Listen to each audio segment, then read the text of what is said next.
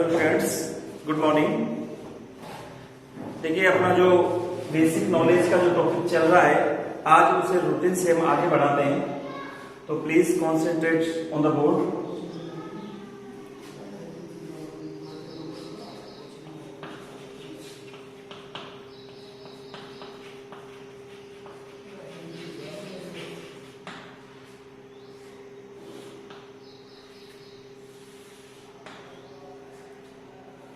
पहली क्लास में हमने दो क्वेश्चन कंप्लीट किए थे। First, what is the sentence.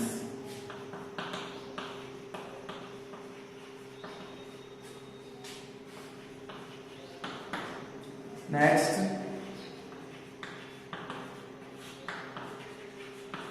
What is a phrase.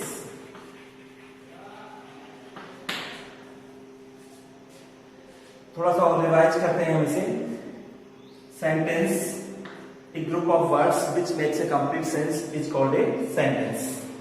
And phrase, a group of words which makes some sense but not a complete sense is called a phrase. यानी कि ऐसा शब्दों का ऐसा समूह जो पूर्ण अर्थ देता है या सार्थक अर्थ देता है, वो हमारा क्या होता है? सेंटेंस होता है। लेकिन जो फ्रेज जो होता है, हिंदी में से वाक्यांश कहते हैं, ये क्या होता है कि कुछ अर्थ तो देता है लेकिन ये पूरा अर्थ नहीं देता। इसको एक्सप्लेन करके मैंने आपको पहली क्लास में बता दिया था। अब अपना जो आगे की क्लास में तीसरा क्वेश्चन जो हम लेते हैं, तीसरा क्वेश्चन हमारा आएगा क्वेश्चन नंबर 3 पे, what is a close.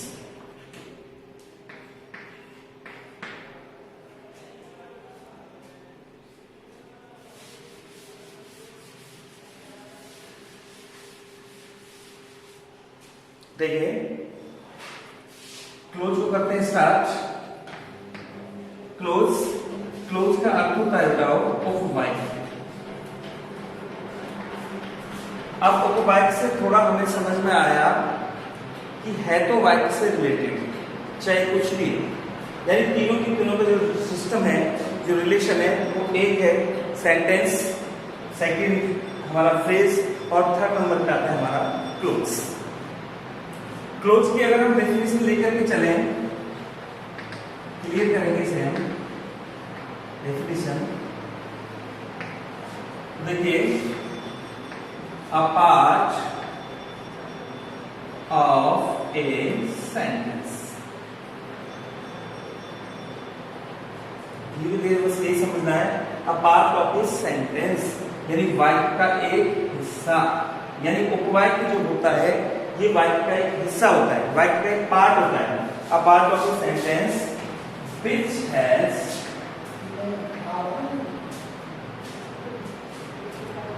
a subject and a predicate is called a clause.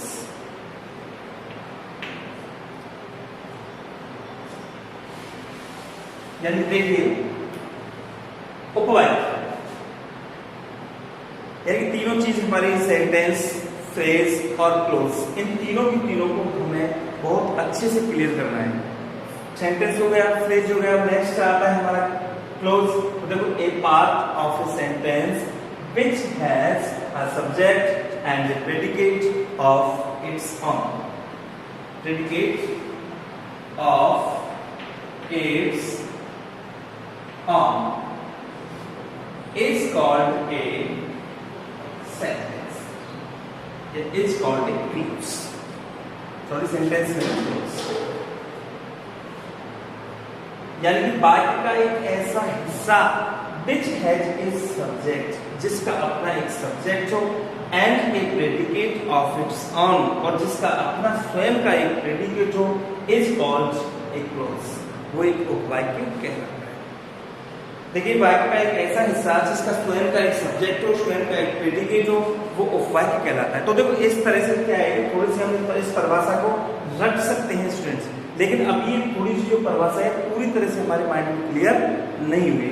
तो इसे हम थोड़ा सा क्लियर करते हैं, और क्लियर करने के लिए इसमें से हमें दो चीज को जानना पड़ेगा, सब्जेक्ट और प्रेडिकेट, क्योंकि सब्जेक्ट और प्रेडिकेट दो चीज थोड़ी सी नई है जिनके बारे में हमें थोड़ा सा जानना पड़ेगा। ये परिभाषा बिल्कुल पूरी तरह से हमको याद हो जाएगी। तो देखो सब्जेक्ट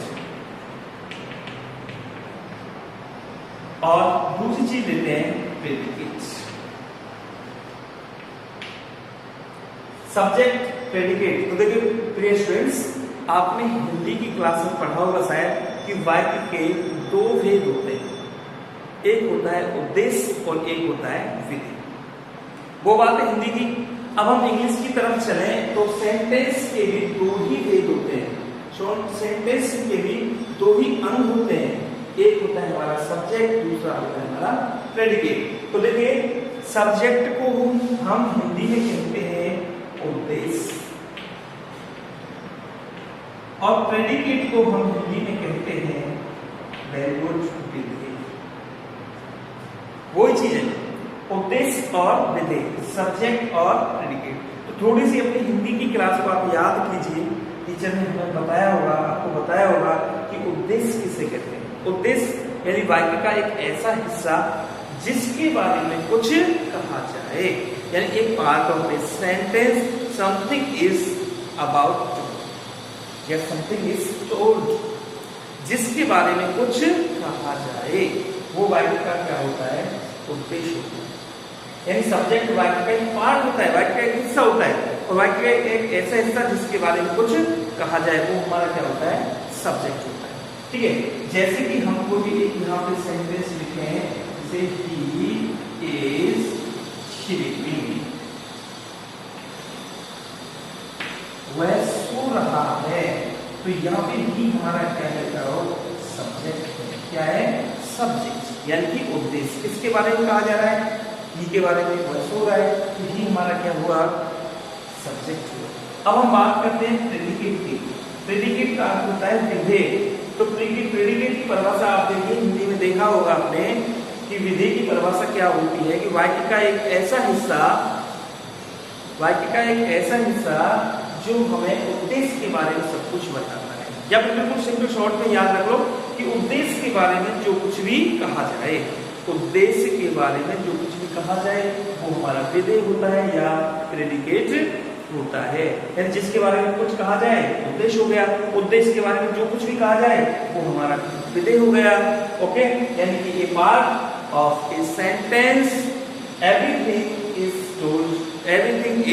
टोल्ड अबाउट सब्जेक्ट, यानी कि सब्जेक्ट के बारे में जो कुछ भी कहा जाएगा वो हमारा क्या होगा, विधेय।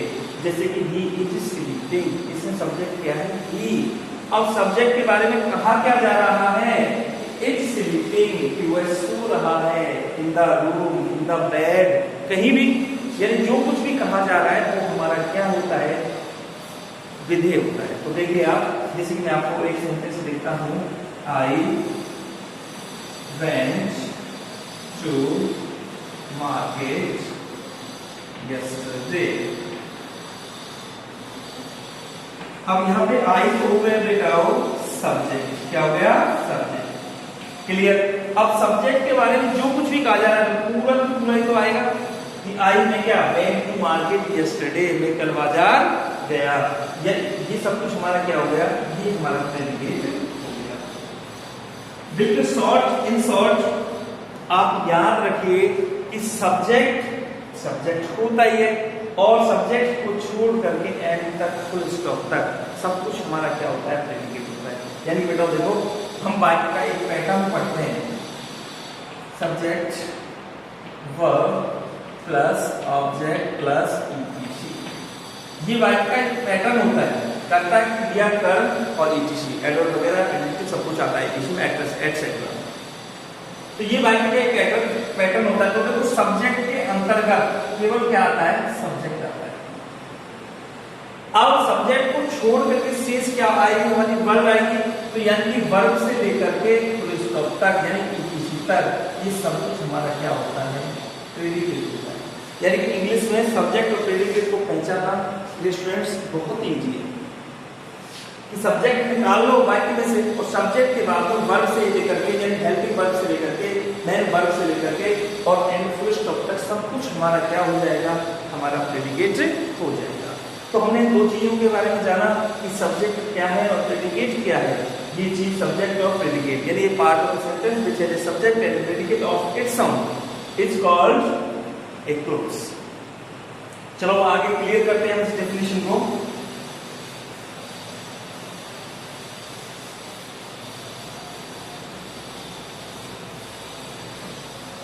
डेफिनेशन को थोड़ा सा क्लियर करते हैं। अभी जैसे हमने पढ़ा a part of a sentence which has a subject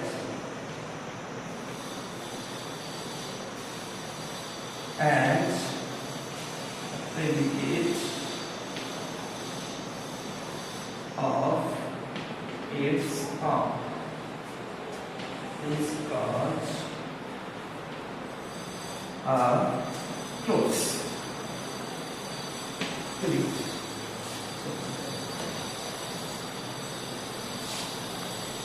ठीक है ना। तो देखिए ये पार्ट ऑफ सेंटेंस व्हिच है सब्जेक्ट एंड ए प्रेडिकेट। अब तो देखो इन हम दो चीजों के बारे में हमने जाना कि सब्जेक्ट क्या है और प्रेडिकेट क्या है। मैं आशा करता हूं कि आपको समझ में आ गया होगा उद्देश्य और विधेय।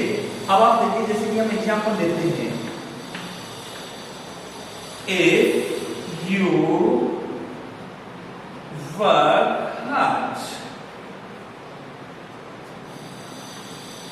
You will succeed. If you work hard, you will succeed. देखिए प्रेजेंस ये एक से लेकर के और फुल स्टॉप तक ये हमारा एक सेंटेंस है। अब आप यही कहेंगे सर नहीं इसमें तो दो सेंटेंस है। बेटा सेंटेंस हमेशा फुल स्टॉप पर खत्म होता है या प्रश्नवाचक चिन्ह पर खत्म होता है। कॉमा पर कभी भी कोई भी सेंटेंस समाप्त नहीं होता, क्योंकि कॉमा हमारा क्या होता है अर्ध विराम होता है, तो कॉमा पर कोई भी सेंटेंस समाप्त नहीं होता है। तो इसलिए यहाँ एक से लेकर के और फुल स्टॉप तक हमारा ये एक सेंटेंस है। चलो आगे देखते हैं। तो देखो अगर इफ के बारे में जाना जाए, इफ के बारे में यदि जाना जाए, इफ हमारा एक कंजंक्शन अब चलते हैं आगे। अब आगे चलते हैं यू। तो यू हमारा क्या है, सब्जेक्ट। अब आप ये कहेंगे सर यू का सब्जेक्ट भी यू होता है, यू का ऑब्जेक्ट भी यू होता है। तो बेटा यहाँ पे यू हमारा क्या है, सब्जेक्ट। वो हमने कैसे जाना, ये देखो प्लेसिंग का फर्क पड़ता है बेटा। प्लेसिंग जब मैंने आपको बताया था सबसे पहली क्लास में कि हम फंक्शनल ग्रामर भी पढ़ेंगे। फंक्शनल ग्रामर में ग्रामर का यूज आता है कि किस शब्द का किस प्रकार से यूज किया जाए। तो यहाँ पे देखना होता है अगर जैसे यू है बेटा, यू का प्रयोग यदि वर्ब से पहले हो रहा है तो वो हमेशा सब्जेक्ट होता है, और यू का प्रयोग यदि वर्ब के बाद हो रहा है तो वो ऑब्जेक्ट होता है, यानी ऑब्जेक्ट का काम करता है। तो क्लियर, यानी कि यू हमारा क्या हुआ, सब्जेक्ट हुआ। तो सब्जेक्ट, अब देखो अभी हमारा ये वाला सूत्र याद करो, सब्जेक्ट, सब्जेक्ट के बाद verb plus object plus etc. तो यानी कि वर्ब से क्या स्टार्ट हो जाता है बताओ, प्रेडिकेट स्टार्ट हो जाता है। अब यहाँ से वर्ब से हम स्टार्ट करते हैं प्रेडिकेट को, और प्रेडिकेट को हम यहाँ तक लेते हैं। तो ये वर्क हार्ड क्या हो गया हमारा, एक प्रेडिकेट हो गया। यू वर्क हार्ड, ये सब्जेक्ट हो गया और ये हमारा क्या हो गया, प्रेडिकेट हो गया। अब चलो आगे नेक्स्ट। अब देखो फिर से यू आया, तो यू के बारे में हम देखेंगे कि अब यहाँ पे यू ऑब्जेक्ट हो सकता है। तो देखो ये यू भी ऑब्जेक्ट नहीं है, क्योंकि आगे देखो ना विल सक्सीड, ये भी क्या है, वर्ब है। और वर्ब से पहले अभी हमने जाना कि वर्ब से पहले हमेशा क्या आता है, सब्जेक्ट आता है। तो यहाँ यू भी किसका काम कर रहा है, सब्जेक्ट का।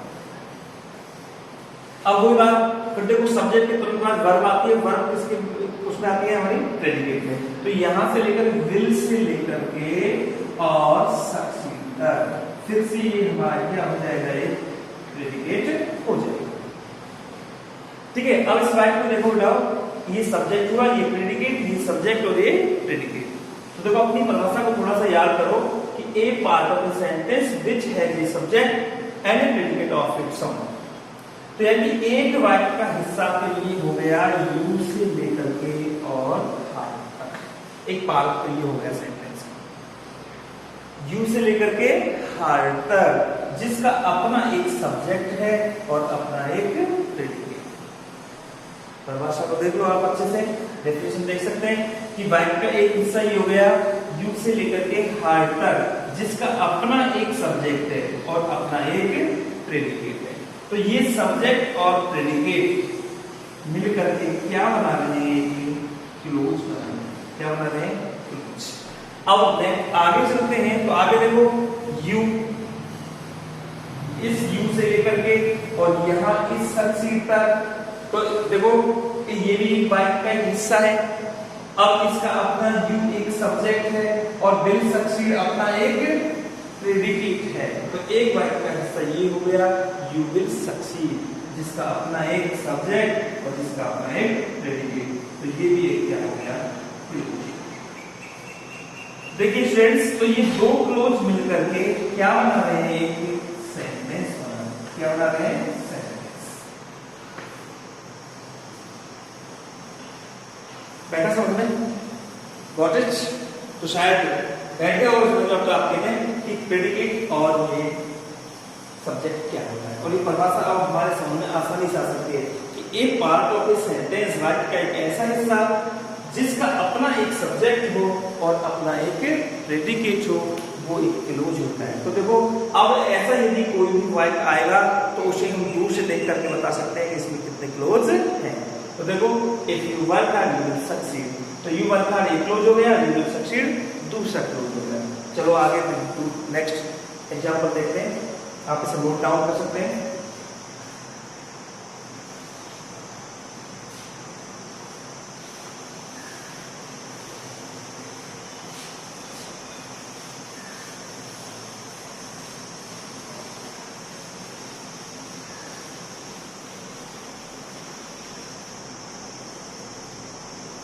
नेक्स्ट एग्जांपल लेते हैं second.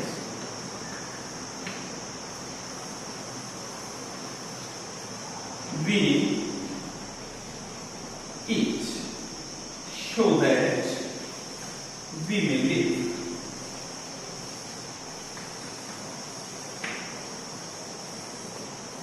We eat so that we may live. तो देखो एक सेंटेंस है, अब वो देख लेंगे सब्जेक्ट प्रेडिकेट, ये कंजंक्शन हुआ, ये सब्जेक्ट और ये प्रेडिकेट। तो यानी एक क्लोज तो ये हो गया we eat, और दूसरा क्लोज हो गया हमारा we may।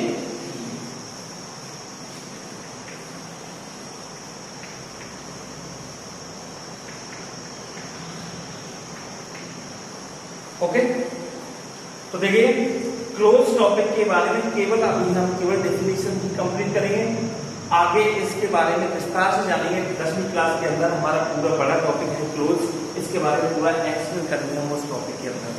बस हम इतना जानेंगे।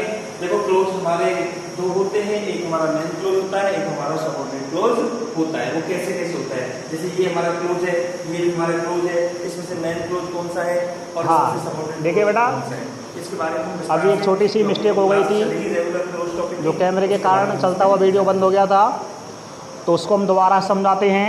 ठीक है, तो देखिए यहाँ हमने एक परिपथ चित्र लिया था, उस परिपथ चित्र के लिए आपके कितने प्रतिरोध लिए थे? 3 प्रतिरोध लिए थे। उन तीनों प्रतिरोधों में एक समान विद्युत धारा प्रवाहित की थी, और ये हम पहले से जानते थे कि किसी चालक तार में धारा प्रवाहित करने पर उसमें उत्पन्न विभवांतर का मान प्राप्त होता है। और जब उसमें विभवांतर का मान प्राप्त होता है तो यहाँ तीनों प्रतिरोधों में कितने मान प्राप्त हुए थे? 3 मान प्राप्त हुए थे। तो पहला मान V1 बराबर IR1, दूसरा विभवांतर V2 बराबर IR2, तीसरा विभवांतर V3 बराबर IR3। इसके बाद में हमने चारों समीकरणों को यहाँ लिख लिया है।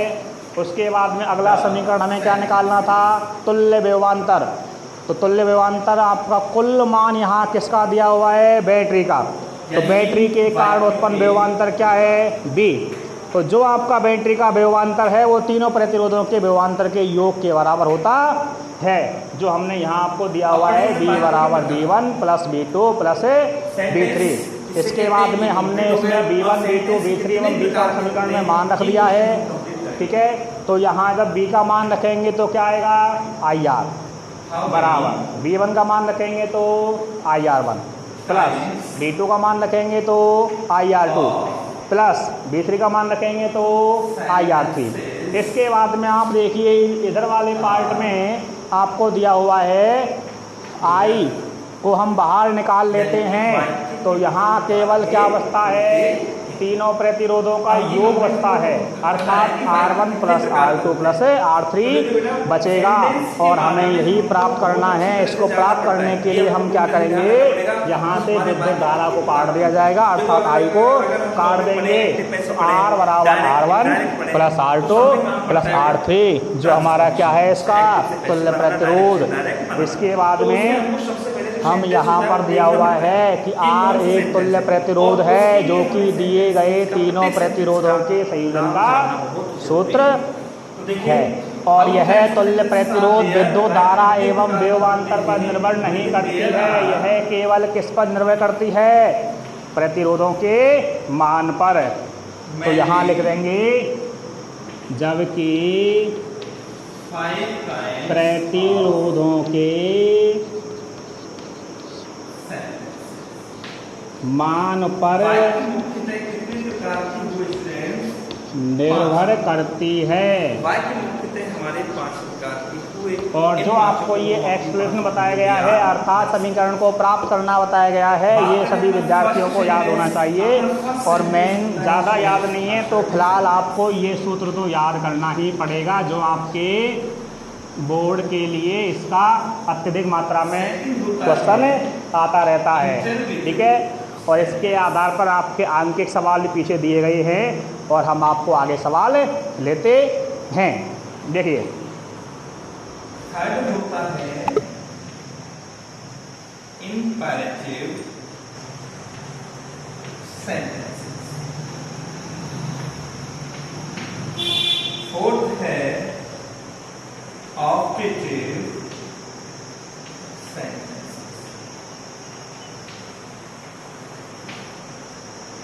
और लास्ट है अपना एक्सप्लेनेटरी सेंटेंसेस। वाक्य हमारे मुख्यतः 5 होते हैं, असर्टिव, इंट्रीगेटिव, इंपैरेटिव, ऑप्टेटिव और एक्सप्लेनेटरी। आओ चलो हिंदी भी जान लेते हैं हम। देखो असर्टिव को बोलते हैं हम साधारण वाक्य। दूसरा होता है अपना इंट्रीगेटिव, इसको बोलते हैं हम प्रश्नवाचक।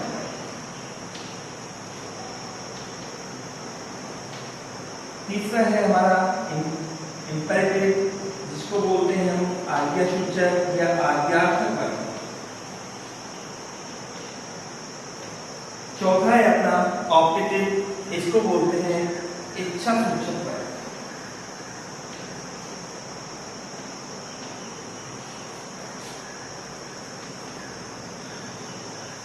और पांचवा है एक्सप्लेनेटरी, जिसको बोलते हैं हम विस्मयात्मक।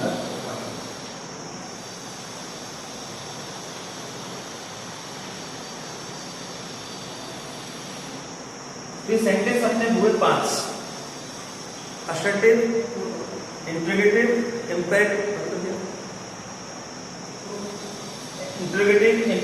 Optative and explanatory.